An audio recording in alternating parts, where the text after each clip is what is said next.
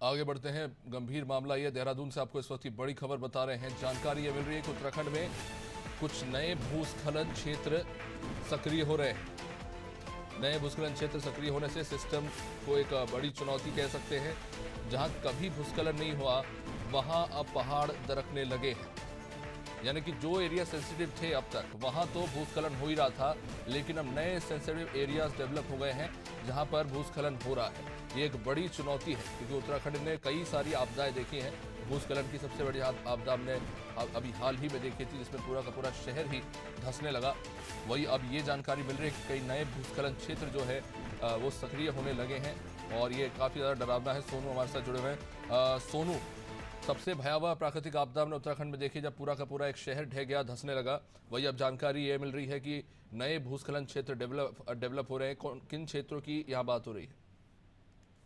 अब देखिए, ये जो सीमांत क्षेत्र हैं उत्तराखंड के, खास तौर पे गढ़वाल से लेके कुमाऊं तक के जो इलाके हैं, कई ऐसे नए क्षेत्र सामने आए हैं जहां पर भूस्खलन जो है उत्तराखंड में वो सक्रिय हो रहा है। और इससे क्या, नए क्षेत्रों में जब भूस्खलन की घटनाएं हो रही, जहां कभी कोई इतिहास ही नहीं रहा है भूस्खलन का, जब से राज्य गठित हुआ और उससे पहले भी, तो अब कहीं ना कहीं इसने स्थानीय लोगों की, शासन की चिंता बढ़ा दी है।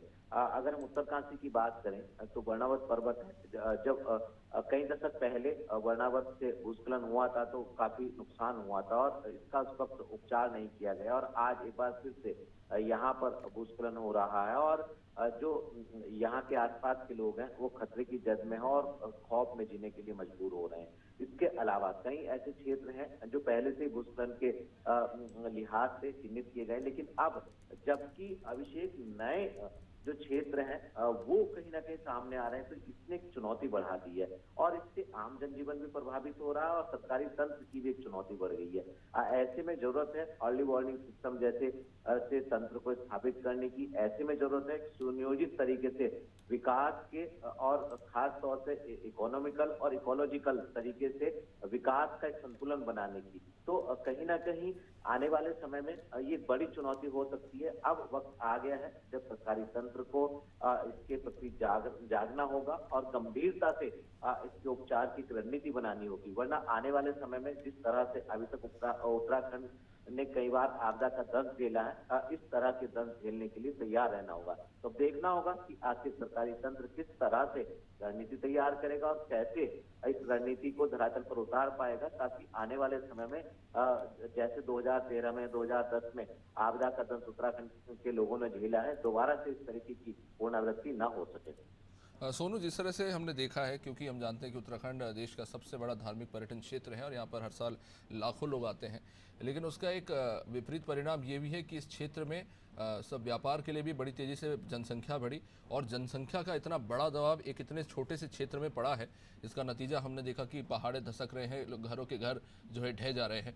तो एक बड़ी चुनौती है इतनी बड़ी पॉपुलेशन को मोबिलाइज करना आज के टाइम में। क्या कोई वैसे लगता नहीं है इस वक्त कोई राज्य सरकार के पास कोई प्लान ऑफ एक्शन है ये, क्योंकि एक बहुत ही जटिल समस्या है?